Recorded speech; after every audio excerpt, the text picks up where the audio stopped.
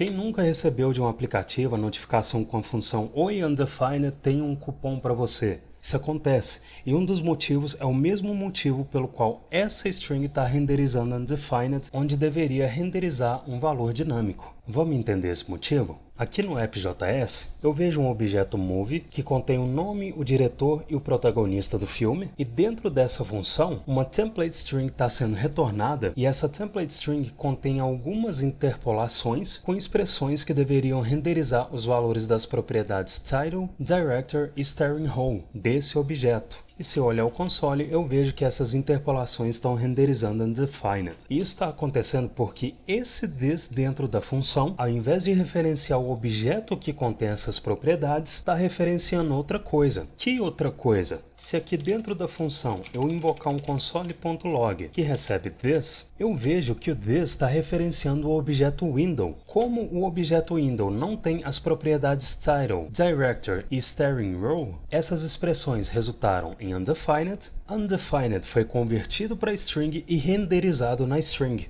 Por que o this dentro da função está referenciando o objeto window? Por enquanto, eu vou remover só esse console.log e é o seguinte, o this está referenciando o window porque antes da execução dessa função não existe a referência de um objeto e um ponto. Ou seja, essa função não é invocada a partir de um objeto, ela não é um método de um objeto. Se ela fosse método de um objeto, e claro, tivesse usando essa sintaxe com a palavra-chave function, o this iria referenciar o objeto no qual o método foi invocado. Como a função não é um método de objeto, no momento dessa invocação, não existe um objeto no qual a função está sendo invocada, então o contexto de execução dessa função é o escopo global, e como o contexto de execução dessa função, ao invés de ser um objeto, é o escopo global, o window, que é o objeto global, foi atribuído para o this da função. Você vai ver na literatura por aí esse mecanismo chamado de runtime binding. O que é runtime binding, ou conexão em tempo de execução, se você preferir? É o fato do valor do this ser determinado dependendo de como a função é invocada. Quando a invocação dela não contém objeto ponto, o this dentro dela vai referenciar o objeto global. Caso contrário, se a função é invocada através de objeto ponto, o this dentro da função referencia o objeto no qual ela foi invocada. Isso é o runtime binding, é o mecanismo no qual o valor do this de uma função, ao invés de ser definido considerando onde a função foi declarada, é definido baseado em como a função foi invocada. E esse conceito que eu acabei de te explicar tem nada a ver com arrow function. Arrow function é outra parada. Arrow function não tem this próprio. O this de uma arrow function referencia o escopo léxico, que é o escopo que envolve a declaração dela. E sim, eu sei que nesse exemplo seria mais fácil inserir o objeto como argumento da função, e eu preferiria que fosse assim, mas o ponto aqui é você entender como call pode mudar o valor do this. E aí, quando você vê o call sendo usado em um código antigo, você vai entender o que ele está fazendo. Como assim o call muda o valor do this? Eu acabei de te falar que o valor desse this depende de como a função é invocada e que quando a função não é invocada através de um objeto, o this dela referencia o escopo global. Só que eu posso fazer esse this referenciar o objeto que eu quiser. E eu faço isso usando call. Se eu encadear no nome da função a invocação do call, lembrando que eu posso usar a referência da função e encadear a invocação de um método nela, porque funções são objetos, então getSummer é um objeto. Agora, eu posso inserir como argumento o objeto que eu quero que esse this armazene. Ou seja, se nesse código existissem 15 objetos que representassem filmes, eu poderia invocar essa função 15 vezes, usando o call, fazendo o this dela armazenar um filme diferente a cada invocação.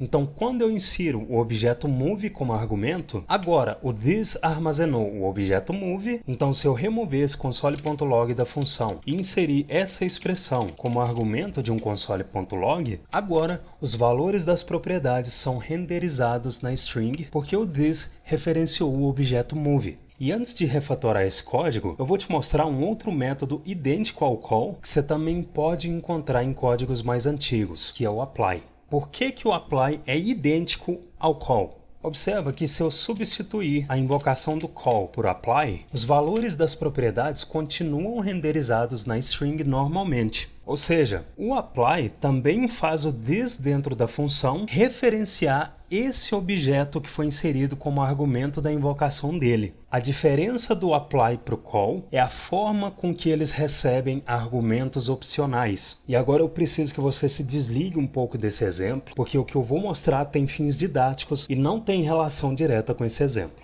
É o seguinte: tanto a invocação do apply como a invocação do call podem receber argumentos opcionais. E esses argumentos opcionais são valores que eu posso passar para os parâmetros da função. Se eu inserir um param1 como primeiro parâmetro da função e inserir um param2, agora, aqui na invocação do apply, eu posso inserir como segundo argumento um array e os dois primeiros itens desse array vão ser atribuídos para esses dois parâmetros. Então, se dentro da função eu invocar um console.log que exibe os valores desses parâmetros, eu vejo que o param1 recebeu o primeiro item do array e o param2 recebeu o segundo. Agora, se eu quiser fazer a mesma coisa usando o call, aqui abaixo eu vou invocar getSummary.call, que recebe move, e para fazer os parâmetros da função receberem 1 e 2, ao invés de usar um array, eu insiro 1 e 2 como segundo e terceiro argumentos, e o resultado é o mesmo. Os parâmetros da função armazenaram 1 e 2. Então essa é a diferença do apply e do call. Com o apply, você insere um array como segundo argumento e esse array contém os valores que você quer passar para os parâmetros da função, e com o call você insere do segundo argumento em diante os valores que os parâmetros da função devem receber. Roger, qual é melhor eu usar se eu precisar da manutenção em uma aplicação antiga, call ou apply? Eu prefiro o apply, porque como o apply te dá a opção de inserir um array como segundo argumento, você tem a chance de deixar o seu código mais legível. Ou seja, esse array poderia ser armazenado em uma variável numbers, por exemplo. Armazenar valores que têm uma relação entre si me dá a possibilidade de agrupar e nomear esses valores. Quando eu nomeio esses valores, eu estou dizendo no meu código explicitamente que esses valores são parte de um conceito. Agora, infelizmente, quando você usa call ou apply, e geralmente eles são usados em aplicações antigas que por algum motivo não foram refatoradas para o JavaScript moderno, à medida em que você adiciona argumentos, você vai ter que adicionar parâmetros na função também. E isso não é bom para a sua aplicação. Quanto menos parâmetros as funções da sua aplicação tiverem, melhor. Por quê? Limitar a quantidade de parâmetros de uma função, entre outras coisas, faz a função ficar mais fácil de ser testada. Ler muitos parâmetros demanda mais esforço cognitivo. É mais fácil ler um parâmetro do que 2 ou 3, mas em outro momento eu vou falar disso. Então essa é a vantagem do apply sobre o call. O apply te dá a chance de referenciar um array, e se você tiver escolhido um bom nome para o identificador que armazena esse array, essa expressão tende a ficar mais legível do que eu ler os argumentos individuais dela. Então, voltando para o exemplo do exercício, eu vou remover esses parâmetros, vou remover esse console.log, vou remover a invocação do call e também vou remover o segundo argumento do apply, porque eu não preciso dele, porque a função que ele está invocando não tem parâmetros. Então, nesse caso, tanto faz eu invocar ela com apply ou com call. O que eu posso fazer para melhorar a legibilidade desse código? Eu posso eliminar essa sintaxe de objeto.propriedade. Como que eu faço isso? Eu uso Destructuring Assignment. Roger, mas em código antigo não podia usar Destructuring, porque em código antigo Destructuring ainda não existia. Eu sei. Se a intenção aqui fosse realmente simular o passado, eu não usaria const, não usaria template string, meu editor seria o Sublime Text e eu estaria testando meu código no Internet Explorer. Aqui, o intuito é simplesmente você resolver o exercício com o conhecimento que você tem, porque exercícios são o poder para treinar suas habilidades na linguagem, e quanto mais afiado você estiver na linguagem, mais habilidade você vai ter para construir aplicações com JavaScript puro. Então, para deixar essa string mais legível, antes do return, eu vou inserir uma const que recebe uma expressão de destructuring que recebe o this. Vou fazer destructuring na propriedade title, na director e na propriedade steering row. E agora eu posso remover as ocorrências do this ponto. Mesmo que essa linha ainda tenha ficado com mais de 80 caracteres, como eu estou lidando com uma template string, eu não posso quebrar a linha, senão a quebra de linha vai ser renderizada na string. Então, nesse caso, eu posso deixar essa template string intacta, mesmo ela sendo extensa. Se eu inserir essa invocação e um console.log, eu vejo que a string continua a mesma, mas agora com um código mais legível.